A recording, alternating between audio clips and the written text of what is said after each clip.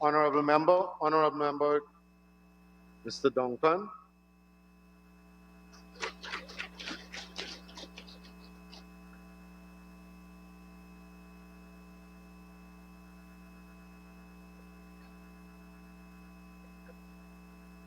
Thank you very much, Mr. Speaker.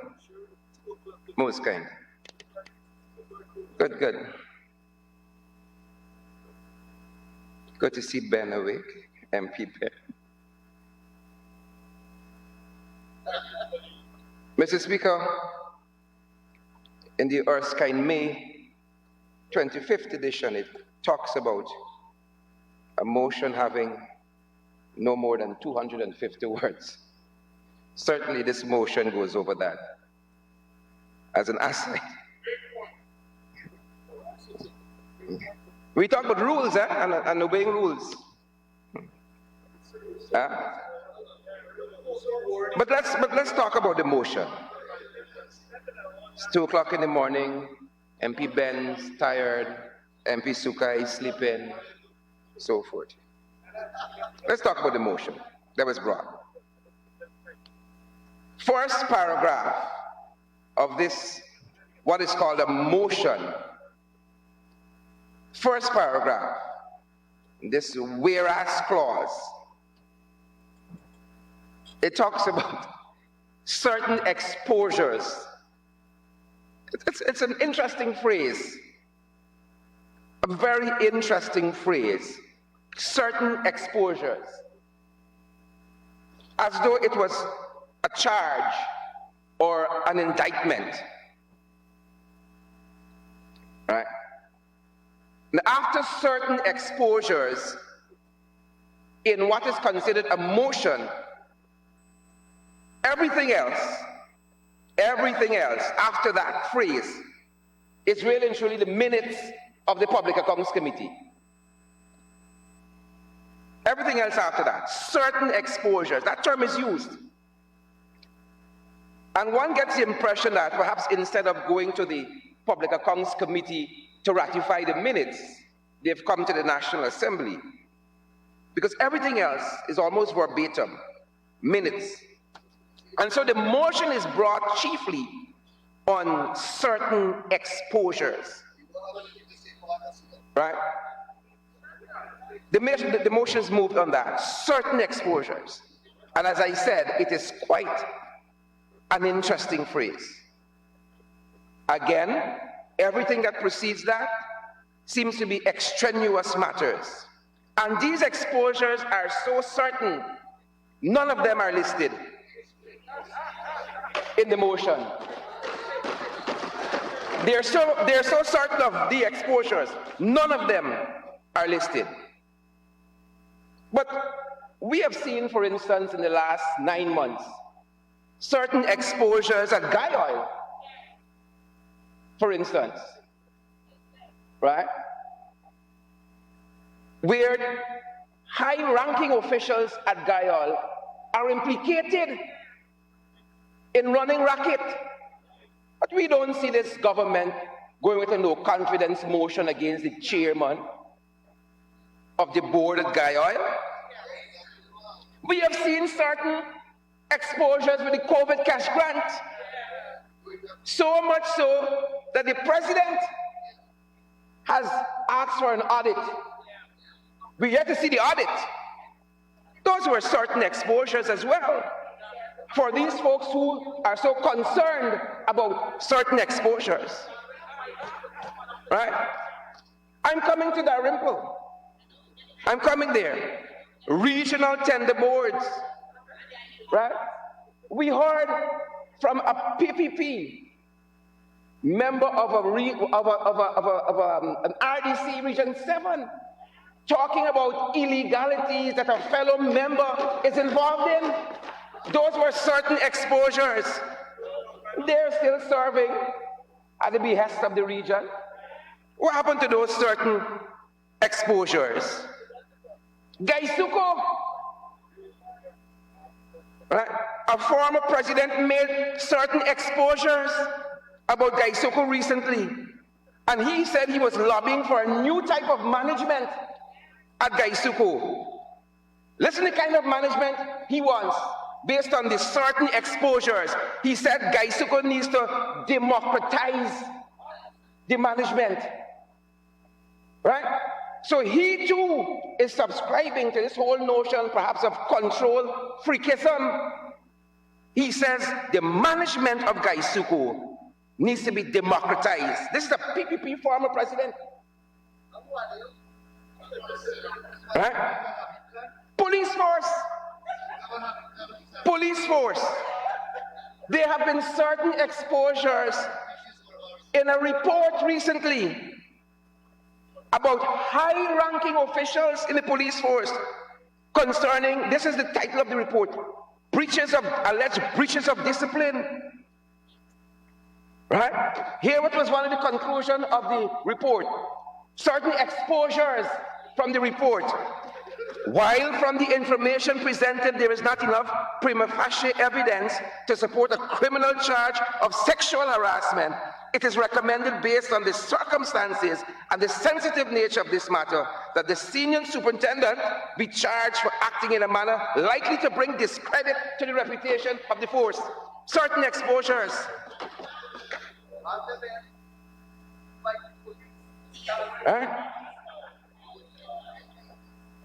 And we have been considering this whole doctrine of control freakism. And we have had certain exposures on this. We have seen the financial independence of constitutional agencies roll back. Liberally, the David Granger, APNU AFC administration give up authority and power. And now we are seeing control freakism. The State Asset Recovery Unit disbanded. Certain what? Exposures.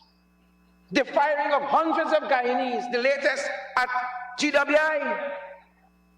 You go in, you think a permanent secretary is politically aligned? Professional. Certain exposures. And that kind of control freakism is what has now crept in to the removal, or the attempted removal, of the chair of the PAC. Standing Order 26, under which the very motion is brought, admissibility of motions, says this.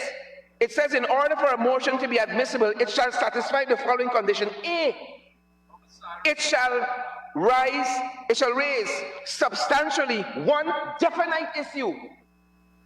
But this motion, the definite issue is certain exposures. A, it shall raise substantially one definite issue. Mr. Speaker,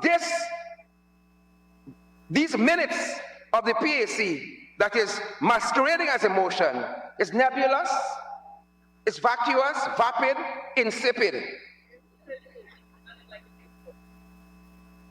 But that phrase again haunts us, certain exposure.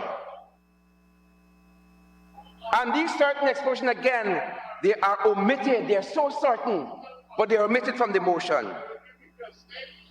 There were certain exposures at the Rice Development Board pre-2015. There were certain exposures where one pre-2015 advisor to the president and governance extravagant bills related even to telephone, $1 million plus per month. These were certain exposures. There were certain exposures about tremendously expensive dental work. One member of the government, certain exposures, law books, coveted. Right? These exposures haven't seen the light of day at court, but were dismissed.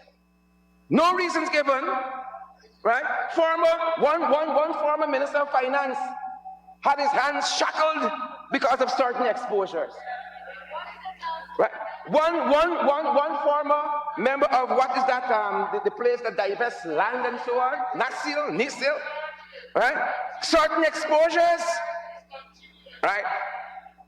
I'm looking at some newspaper clippings from, for instance, September 26, Julius, sex tapes, certain exposures. September 29th, 2009, President Jaglio gets copy of somebody, Julius, sex tapes, certain exposures. This very house, Mr. Speaker, at the beginning of the tenure of this house, saw certain exposures. There was a particular member of this house put their hands on the Bible knowing that they were dual citizens, certain exposures. All these people should not serve on one committee in this house. If we're going on certain exposures, right? The former chairman of the PAC, 19 fraud charges, certain exposures, right? And then recently the Chief Justice, the Honorable Roxanne George Wiltshire, gave us certain exposure concerning one person named Ramkasulan Brown, speaking of their illegality sitting in the National Assembly. These were certain exposures. Right. Thank you very much, Kwame. At least I got one fun. But I want to go back to another exposure that we often overlook. Right?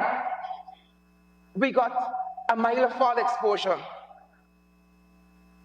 We got Gaisuko exposure. Listen to what Starbuck News said recently. I want to quote what Starbuck News said about these exposures. If it becomes a reality,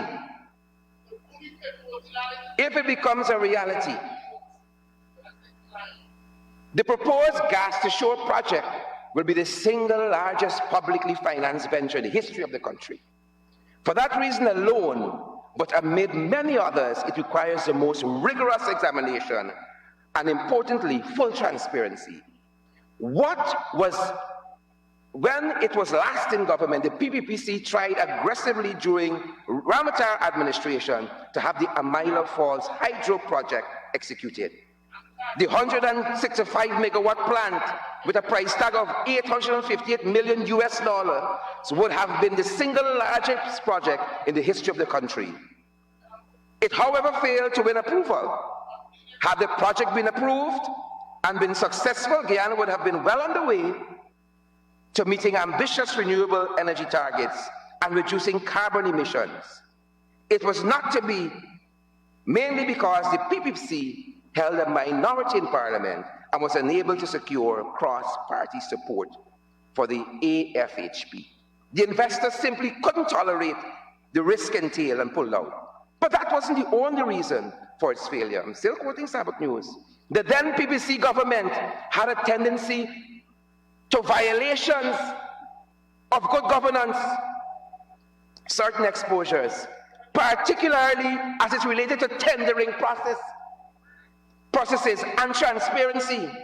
So the contract for AFHP Access Road was scandalously awarded to Mr. Phip Motilal, who had no experience in building roads. Certain exposures. It goes on to say, the best evidence that the PPP governments on their own cannot be expected to successfully manage big ticket projects is the Skeldon Sugar Modernization Program. Certain exposures. Centrally, coming back to the motion, Mr. Speaker, the question can be asked in this context: can any motion duly limit a member of Parliament from enjoying all the benefits of a member of the National Assembly?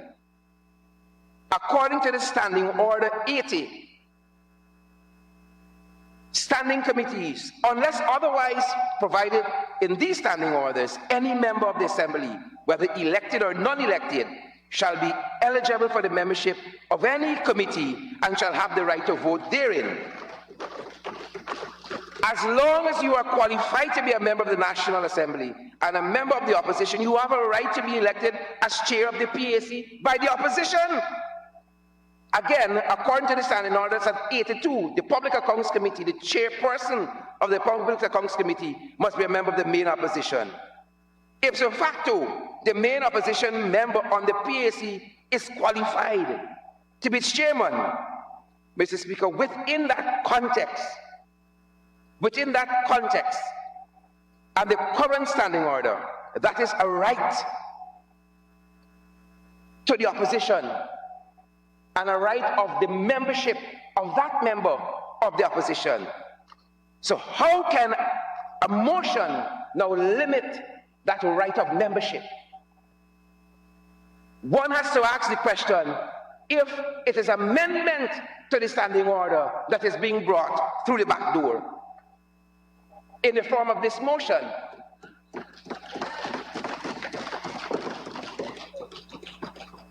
Mr. Chairman, if this was a coherent, sound motion, it was a coherent and sound motion, right? If this was a coherent and sound motion, how could it then seek to move him as chair because of integrity? But the same integrity issues that they have with the chairman doesn't disqualify him from being a member of parliament, and they want to keep him on the committee. All of these heavy, burdensome issues and the certain exposures that keeps him from becoming the chairman, keeps him on the committee as a member. It's madness. It is madness. That is what it is. Mr. Speaker, by the end of the motion,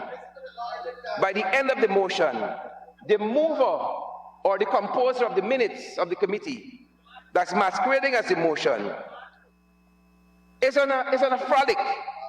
By the end of the resolve, there is no mention here about the exposures, right? That is where they have started. And every other thing from dislodging him because of certain exposures that has become extraneous matters to certain exposures have now become the reason for moving him from the committee, the current chairman. And so if this motion was properly constructed with any structure, one knows that the be it resolved clause has a policy statement in it. It asks for something, right? It doesn't tell us something, it demands something. That is what the be it resolved. Be it resolved, X we want. Be it resolved, Y we want. The first be it resolved clause asks for nothing. It tells us we don't have any confidence. That could have been a whereas clause. I'm surprised that the composer of these minutes would have missed all of that, right? And why I'm struck, because when you're growing up, you tend to look up at people as these are your heroes, the people you read about in the newspapers, you see on television, right? When the honorable member Teixeira came to the National Assembly first, I was 13 years old. I was 13. Right? I didn't even learn the structure of compositions as yet. But now having the wisdom of my years and looking at the structure, and I'm surprised for a house that loves to go to Erskine May and the standing orders, knowing that there isn't any definite thing this motion attacks in the beginning of it, was allowed to pass. And that's why I am even more surprised that with the experience put behind this motion of the current mover of the motion, the composer of the minutes, I would hazard to think this person did not compose this thing. I don't want to attach it to them. I have this person in such high esteem. Honestly, I think this slip past. Right? But my parents would say a thing. You see some people, you think there's people, but you don't really know. Right? So again, Mr. Speaker, I mean, this thing here, why I'm going so much into it, it's there for posterity.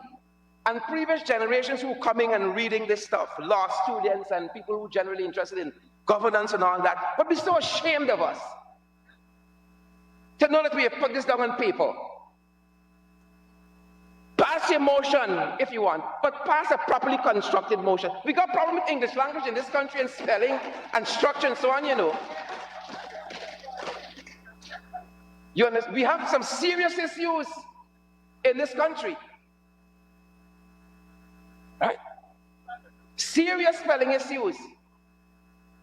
I saw a post from the PR officer attached to a high office in this country with some grammar mistakes, and I'm shocked that these people are enjoying taxpayers' money because when they put those posts out on social media representing our country, this is not a corner shop where you budget properly and then you come back and say a little quarter pint oil, a little half pound sugar because we in budget, right? It is shocking, right? When you see somebody who has been convicted in the courts in the National Assembly talking louder than you, it is shocking. It is shocking. Right? Because like we're letting in the any and the all sorts now, but that's for the standing orders, I guess the speaker would say. It's for the standing orders committee. So I am shocked. Not that a motion of this nature was brought, but that it is so deficient in the structure. Right? It is so deficient in the structure. Right? And even on that basis, the speaker should have said, go and come again. Listen, we can't put this in written form. Right? And so, even if it's not on the veracity of the arguments, which are poor because certain exposures, without even naming these certain exposures, we talking secrets now? You asking me to pass a secret? I don't know what these certain exposures are. I don't even have the benefit of the minutes. Were the minutes of the committee ratified? Were there corrections to the minutes and all of that? But certain exposures have come here. So if merit aside, and they have a right to feel how they feel, but my Lord, this is what No Child Left Behind produces, and even on that basis, I cannot support it. Thank you very much, Mr. Speaker.